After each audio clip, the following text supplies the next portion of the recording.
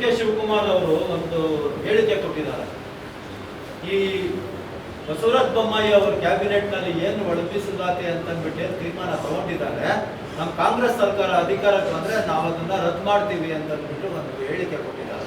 ಅಲ್ಲ, ಈಗ ನಾನು ಒಡೆದಾಳುವ ರೀತಿನ ನಾವು ಅಗೇನ್ಸ್ಟ್ ಅಲ್ವಾ ಎಲ್ಲರೂ. ಈಗ ಸುಪ್ರೀಂ ಕೋರ್ಟ್ ಸ್ಟೇ ಕೊಟ್ಟ ಮೇಲೆ ಈ 4%ಗೆ ಈಗ ನಾಳೆ ನಾನು ಮಂತ್ರಿ ಆಗ್ತೇನೆ ಅಂತ ಇಟ್ಕೊಳ್ಳಿ, we have to follow the supreme court judgment. I cannot do another order again, same thing I cannot do. Alva? So what is under the constitution? Constitution ಸಂವಿಧಾನಕ್ಕೆ ವಿರೋಧವಾಗಿ ಮಾಡಿರೋದು. ಬಾಬಾ ಸಾಹೇಬ್ ಅಂಬೇಡ್ಕರ್ ಅವರು ಇವತ್ತು ನೀವು ನಾವು ಯೋಚನೆ ಮಾಡಿದ್ರೆ 75-80 ವರ್ಷದ ಹಿಂದೆ ಈ ಸಂವಿಧಾನ ಬರೆದಿರೋ ಪುಣ್ಯಾತ್ಮ ಎಷ್ಟು ಮುಂದಾಲೋಚನೆಯಿಂದ ಬರೆದಿರ್ಬೋದು ಅಂತ ನಾನು ಯಾವಾಗಲೂ ಯೋಚನೆ ಮಾಡ್ತೀನಿ. ಇಲ್ಲಾಂದರೆ ಈ ದೇಶದ ಹಚ್ಚಾರಿ ಮಾರ್ಬಿಡೋರು ಈ 10 ವರ್ಷದಲ್ಲಿ. ಈ 2014 ಏನು 2023 9 ಇಯರ್ಸ್ ಆಗಿದೆ. ಈಗ ಈ ದೇಶನ ಹಂಚು ಹಾರಾಕ್ಬಿಡೋರು. ಆ ಸಂವಿಧಾನ ಇರೋದು ಒಂದಕ್ಕೆ ಈ ದೇಶ ಉಳ್ಕೊಂಡಿದೆ. ಸರ್, ಚಿಕ್ಕಬಳ್ಳಾಪುರದಲ್ಲಿ ಟಿಕೆಟ್ ಆಕಾಂಕ್ಷಿಗಳು ಜಾಸ್ತಿ ಜನ ಇದ್ರು. ಈಗ ಪ್ರದೀಪ್ ಈಶ್ವರ್ ಟಿಕೆಟ್ ಸಿಕ್ಕಿದೆ. ಇನ್ನೊಂದು ಜನ ಅಸಮಾಧಾನ ಇದ್ದಾರೆ. ಸರ್, ಈಗ ನಮ್ಮಲ್ಲಿ ಇವರು ಸೀನಿಯರ್ ಮೋಸ್ಟ್ ಲೀಡರ್ ನನ್ನ ಲೆಕ್ಕದಲ್ಲಿ ಯಾರು ಎಳವಳ್ಳಿ ರಮೇಶ್ ಅವರು. ಈ ಆಂಜನಪ್ಪನೂ ಜೂನಿಯರೇ, ನನಗಿಂತ ಜೂನಿಯರೇ ಅವನು ಕಾಲೇಜಲ್ಲಿ ಎಲ್ಲ ಕಡೆನೂ. ಆದ್ರೂ ಅವ್ನಿಗೊಂದು ಟಿಕೆಟ್ ಕೊಟ್ಟಿದ್ವಿ. ಆವಾಗ ಕಾರಲ್ಲಿ ಬರೋ ಮಾತಾಡ್ಕೊಡ್ತೀವಿ ರಮೇಶ. ನಾವೀಗ ಲಾಸ್ಟ್ ಟೈಮು ರಮೇಶ್ ಅವರು ಟಿಕೆಟ್ ಕೊಟ್ಟಿದ್ರೆ ಅದು ಬೇರೆ ಕಥೆನೇ ಆಗ್ಬಿಡೋದು. ಅಟ್ಲೀಸ್ಟ್ ಅವ್ರು ಗೆಲ್ಲದೇ ಇದ್ರೂ ಒಂದು 5,000 500 1000 2000 ಅಷ್ಟರೊಳಗಿರೋದು. ಇಲ್ಲ ರಮೇಶ್ ಗೆದ್ದಿರೋರು, ಇಲ್ಲ ಅವ್ನು ಗೆದ್ದಿರೋ. ಇವು ನಮ್ಮ ಇನ್ನೊಬ್ರು ಸ್ನೇಹಿತರು ಕೊಟ್ಟು ಇದು ಮ್ಯಾಚ್ ಫಿಕ್ಸಿಂಗ್ ಆಗೋಯ್ತಲ್ಲ. ಅವರು ಓಬಿಸಿ ಬಗ್ಗೆ ತುಂಬಾ ಆಸಕ್ತಿ ವಹಿಸಿ ಮಾತಾಡ್ತಾ ಇದ್ದಾರೆ. ಇದೇ ಕ್ಷೇತ್ರದಲ್ಲಿ ವಿನೇಶ್ ಅಂತ ಒಬ್ಬ ಓಬಿಸಿ ಸಣ್ಣ ಸಮುದಾಯ ಬಲಿತ ಜಾತಿ ಅಂತ ರಾಜಕೀಯ ತಂತ್ರ ಇವತ್ತು ಭಾಳ ಒಳ್ಳೆ ಕ್ವೆಶನ್ಸ್ ಕೇಳ್ತಿದ್ರೆ ನಂಗೆ ಸ್ಟೇಟ್ ವೈಡ್ ಹೋಗ್ಬಿಡ್ತದೆ ನೋಡಿ. ಈ ಈಡಿಗ ಸಮಾಜ, ಇವನು ಶ್ಯಾಮ್ ಅವರು, ಈ ಒಂದು ಚಿಕ್ಕಬಳ್ಳಾಪುರ ಕ್ಷೇತ್ರದಲ್ಲಿ ಎಷ್ಟು ಜನ ಇರ್ಬೋದು ಸ್ವಾಮಿ ಹೇಳಿ ನೀವೇ? ಎಷ್ಟು? 1 ಲಕ್ಷ ಇದ್ದಾರಾ? 2 ಲಕ್ಷ ಇದ್ದಾರಾ?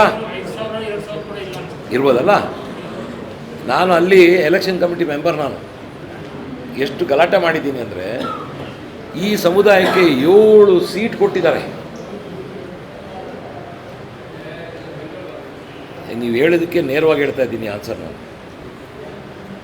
7 ಸೀಟು ನಮ್ಮಲ್ಲಿ. ನಮ್ಮ ಸಮುದಾಯ ಸುಮಾರು 25-30 ಕ್ಷೇತ್ರಗಳಲ್ಲಿ 20,000ದಿಂದ ಹೆಚ್ಚಿರೋದು ಇದ್ದೀವಿ ನಾವು ಜನಸಂಖ್ಯೆ.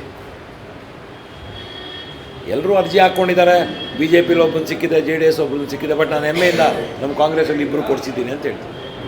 ಯಾಕಂದರೆ ಕೊಡಿಸ್ಮೇಲೆ ಸುಮ್ಮನೆ ಕೊಡಿಸೋದು ಹೋಗ್ಬಿಡೋದಲ್ಲ. ಈಗ ಅದು ಯಾರೋ ದೊಡ್ಡ ದೊಡ್ಡ ನಾಯಕರು 7 ಜನ ಈಡಿಗರು ಕೊಡಿಸಿದಾರಲ್ಲ, ಎಷ್ಟು ಜನ ಗೆಲ್ಸ್ಕೊಂಬರ್ತಾರೆ ನೋಡ್ತೀನಿ. ನಾನು ಗಲಾಟೆ ಮಾಡಿ ನಮ್ಮ ಬಲ್ಜಿಗರಿಗೆ 2 ಕೊಡಲೇಬೇಕು ಅಂತ ಗಲಾಟೆ ಮಾಡಿ ಪ್ರದೀಪ್ ಈಶ್ವರ್ಗೆ ನಮ್ಮ RV ದೇವರಾಜ್ ಕೊಡಿಸಿದ್ದೀನಿ. ನನ್ನ ಲೆಕ್ಕದಲ್ಲಿ 2 ಗೆಲ್ತಾರೆ 100%. ಆದರೆ ನಮ್ಮ ಸಮುದಾಯರು ಎಲ್ಲರೂ ಶ್ರೀಮಂತರು ಇರೋದಿಲ್ಲ. ಈಡಿಗರೆಲ್ಲ ಶ್ರೀಮಂತರೇ. ಯಾಕಂದರೆ ಅವರು ಮೊದಲಿಂದನೂ ಅವರು ಟಾಡಿ ಟ್ಯಾಪಿಂಗ್ ಮಾಡಿರ್ಬೋದು, ಲಿಕ್ಕರ್ ಮಾರ್ಬೋದು, ಎಲ್ಲ ಮಾಡ್ಬೋದು. ಶ್ಯಾಮು ಇರ್ಬೋದು ಲಿಕ್ಕರು, ಅದು ಇದು ಎಲ್ಲ. ನಾಗರಾಜು ನನ್ನ ಫ್ರೆಂಡೇ. ಬಟ್ ಒಂದು ಹೇಳ್ತೀನಿ, ಈಡಿಗ ಸಮುದಾಯದಲ್ಲಿ ಎಲ್ಲರೂ ಹಂಗಿರೋದಿಲ್ಲ. ಜಾಲಪ್ಪನವರು ಎಂಥ ದೊಡ್ಡ ಮನುಷ್ಯರು ಅಂದರೆ, ಈಗ ಲಾಸ್ಟ್ ಹೇಳಿದ್ದೀನಿ ನನಗೆ 2009ರಲ್ಲಿ ಅವರು ನಾನು ನೀನು ಕಂಟೆಸ್ಟ್ ಮಾಡೋದಿಲ್ಲ ಅಂತ ದೊಡ್ಡ ಮನುಷ್ಯ ನನ್ನ ಸೋನಿಯಾ ಗಾಂಧಿ ಮೇಡಮ್ ಹತ್ರ ಕರ್ಕೊಂಡೋದ್ರು. ಜಾಲಪ್ಪನವರು ಕರ್ಕೊಂಡೋಗಿ, madam this is the last election, I will not fight this boy, ನಾನು ಕೊಡ್ತಾಯಿದ್ದೀನಿ, he will fight this election next, ದಯವಿಟ್ಟು ನೀವು ಅವ್ರಿಗೆ ಆಶೀರ್ವಾದ ಮಾಡಬೇಕು ಅಂತ ಕೇಳಿದ್ರು. ಆಮೇಲೆ ನನಗೆ ಟಿಕೆಟ್ ಸಿಕ್ತು. ಆಮೇಲೆ ಇತಿಹಾಸ ಬೇರೆ ಯಾರೋ ನಾಯಕರು ಬಂದರು, ಅವೆಲ್ಲ ಆಯ್ತಲ್ಲ. ನೀವು ಯಾರೋ ಕೇಳಿದ್ರಲ್ಲ, ನೀವು ನಿಮ್ಮ ಮಗನಿಗೆ ಏನೋ ಮಾಡಬೇಕು ಅಂತಿದ್ದದಕ್ಕೆ ಅನ್ಯಾಯ ನನಗೆ ಹೆಚ್ಚಾಗಿದೆ ಕಾಂಗ್ರೆಸ್ಸಲ್ಲಿ. ಆದರೂ ಒಂದು ಸಿದ್ಧಾಂತ, ದೇರ್ ಇಸ್ ಅ ಕಮಿಟ್ಮೆಂಟ್. ಈಗ ಎಲ್ಲರೂ ಗಲಾಟೆ ಮಾಡಿ ನಮ್ಮ ಇಡೀ ಕಾಂಗ್ರೆಸ್ ಪಕ್ಷದ ಲೀಡ್ರು ಇವಾಗ ನಿಮ್ಮ ಸಣ್ಣ ನಿಲ್ಲಿಸಲೇಬೇಕಿಲ್ಲಿ ಅಂತ ಹೇಳಿ. ಅವ್ನು ನಾನು ಹೇಳಿದೆ, ನೋಡಪ್ಪ ಕೇಳಿ ನೀವೇ, ಅವ್ನು ಇಂಟ್ರೆಸ್ಟ್ ಇದ್ದರೆ ನಿಲ್ಲಿಸೋಣ, ನಮ್ಮ ಸಣ್ಣ ಬೇಡ ಅಂದ. ಬಟ್ ಈಗಲೂ ಬರ್ತಾರೆ ಅವರು, ಎಲೆಕ್ಷನ್ ಪಾರ್ಟಿಸಿಪೇಟ್ ಮಾಡ್ತಾರೆ, ಪ್ರದೀಪ್ ಅವ್ರ ಜೊತೆ ಕ್ಯಾನ್ವಾಸ್ ಮಾಡ್ಕೊಂಡು ಹೋಗ್ತಾರೆ. ಬಟ್ ನಾನು ಹೇರೋಕ್ಕಾಗೋದಿಲ್ಲ.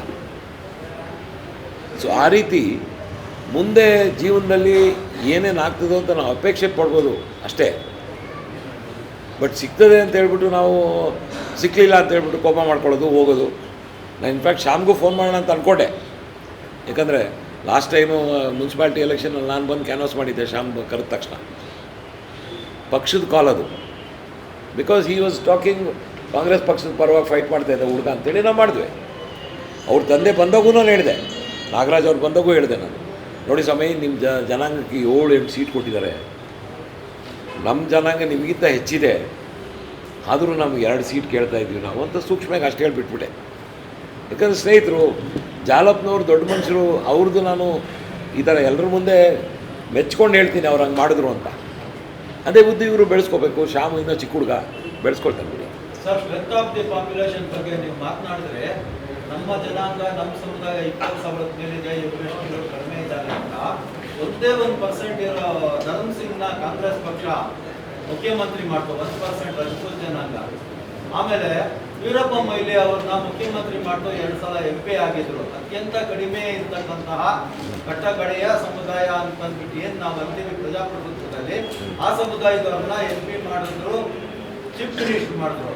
ಯಾಕೆ ಈ ವಿನಯ್ ಶಾಮನ್ನ ಒಬ್ಬ ಮನುಷ್ಯ 3.5 ವರ್ಷಗಳ ಕಾಲ ಕಾಂಗ್ರೆಸ್ ಪಕ್ಷದಲ್ಲಿ ಇಲ್ಲಿ ನಡೆದಿರ್ತಕ್ಕಂಥ ಎಲ್ಲ ಸ್ಥಳೀಯ ಚುನಾವಣೆಗಳಲ್ಲೂ ಕಷ್ಟ ಬಿದ್ದು ಧನುಮನ ದನ ಅರ್ಪಿಸಿದ್ರು, ಅವ್ರನ್ನ ಯಾಕೆ ನಗಣ್ಯ ಮಾಡಿದ್ರು? ಅದರೊಳಗೆ ವಿಶ್ಲೇಷಣೆ ಏನು? ನನ್ನ ವಿಶ್ಲೇಷಣೆ ಏನಂದರೆ, ಸ್ಥಳೀಯ ನಾಯಕರು, ಚಿಕ್ಕಬಳ್ಳಾಪುರ ಕ್ಷೇತ್ರದ ವಿಧಾನಸಭಾ ಕ್ಷೇತ್ರದ ಸ್ಥಳೀಯ ನಾಯಕರು ಅದನ್ನು ಮೆಚ್ಕೊಂಡು ಕರ್ಕೊಂಡು ಹೋಗ್ಬೇಕು.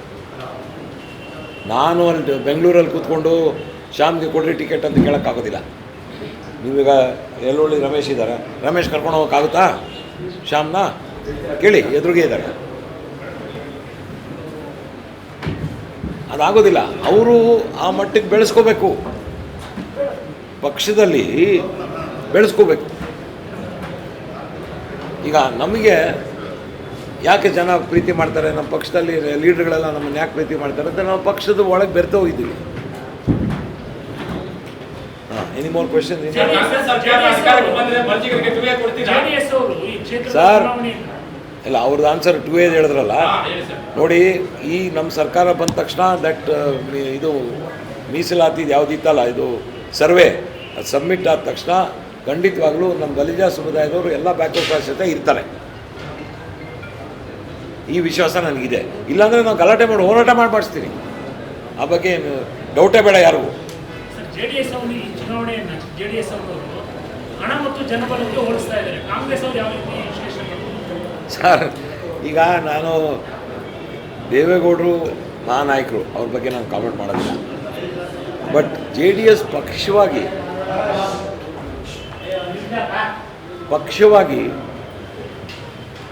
ನಾವು ಹಣದಿಂದ ಮಾಡ್ತಾ ಇದ್ದೀವಿ ಅಂತ ಹೇಳಿದ್ರೆ ತಪ್ಪು. ಯಾಕಂದರೆ ಈ ಬಗ್ಗೆ ಹೇಳ್ತಾ ಇಲ್ಲ ಅವರು JDS ಅವರು ಈ ಚುನಾವಣೆಯನ್ನು ಓಡಿಸ್ತಾ ಇರೋದು ಜನ ಮತ್ತು ಹಣ ಅಂತ. ಅಲ್ಲ, ಬಿಜೆಪಿಯವರು ಯಥೇಚ್ಛವಾಗಿ ಹಣ ಖರ್ಚು ಮಾಡ್ತಾರೆ, ನಾವು ಜನಬಲ ಇದೆ ಅಂತ. ಕರೆಕ್ಟು, ಏನು ಬಲ ಇದೆ ಅಂತ ನಮಗೆ ಜನಬಲ ಇರೋದೆ. ಈಗ ನಮಗೆ ಈ ಹುಡುಗಂದು ಬಲ ಏನಿದೆ? ಜನಬಲನೇ ಅಲ್ವಾ. ಈಗ ನಮ್ಮ ಪ್ರಸಾದ್ ಅವ್ರು ಹೇಳಿದ್ರಲ್ಲ, ಈಗ ಅವರು ಎಲ್ಲ ಹಳ್ಳಿಗಳಲ್ಲಿ ಆ ರೀತಿ ನೋಡ್ತಾ ಇದ್ದಾರೆ. ನಾನು ಯಾವ ರೀತಿ ಪ್ರತ್ಯಕ್ಷವಾಗಿ ಇವತ್ತು ನೋಡಿದೆ, ಯಾವ ರೀತಿ ನೋಡಿದೆ, ಅದನ್ನು ನಾನು ಹೇಳೋದೇನಂತ, ಕಾಂಗ್ರೆಸ್ ಪಕ್ಷಕ್ಕೆ it is a mass party. ನಮ್ಮ ಕಾಂಗ್ರೆಸ್ ಪಕ್ಷ ಎಲ್ಲ ಜಾತಿಯವ್ರಿಗೆ ಒಳಪಟ್ಟಿರೋ ಪಕ್ಷ ಇದು. ಆದರೆ JDS ವಿಶೇಷವಾಗಿ ನಿಮಗೆಲ್ಲ ಗೊತ್ತು, ಒಂದೇ ವರ್ಗ ಪ್ಲಸ್ ಕೆಲವರು ಎಲ್ಲಿ ಕಾಂಗ್ರೆಸ್ ಸ್ಟ್ರಾಂಗ್ ಇರೋದಿಲ್ವೋ ಕ್ಯಾಂಡಿಡೇಟ್ಸು, ಅಲ್ಲಿ JDS ಅವರು ಮುಸ್ಲಿಮ್ಸ್ಗೂ ಸ್ವಲ್ಪ ಅಪೀಲ್ ಆಗ್ತಾರೆ. ಎಲ್ಲಿ ಕಾಂಗ್ರೆಸ್ ಕ್ಯಾಂಡಿಡೇಟ್ ಭಾಳ ಸ್ಟ್ರಾಂಗ್ ಇರೋದಿಲ್ವೋ ಅಲ್ಲಿ ಮುಸ್ಲಿಮ್ಸು ಸ್ವಲ್ಪ JDS ಕಡೆ ಹೋಗ್ತಾರೆ. ಅಷ್ಟು ಬಿಟ್ಟರೆ, ಯಾಕಂದರೆ ಅವ್ರಿಗೂ ಸ್ಥಿರ ಬೇಕಲ್ಲ, ಅವ್ರಿಗೆ ಸೇಫ್ಟಿ ಬೇಕಲ್ಲ ಅಲ್ಲಿ. ಅಷ್ಟು ಬಿಟ್ಟರೆ ನಾನೇನು ನೋಡಿಲ್ಲ. ಬಟ್ ನಮ್ಮಲ್ಲಿ ಎಲ್ಲ ಜಾತಿಗಳ, ಎಲ್ಲ ಧರ್ಮಗಳ, ಎಲ್ಲರ ನಮಗೆ ಬೆಂಬಲ ನಮ್ಮ ಕಾಂಗ್ರೆಸ್ ಪಕ್ಷಕ್ಕೆ.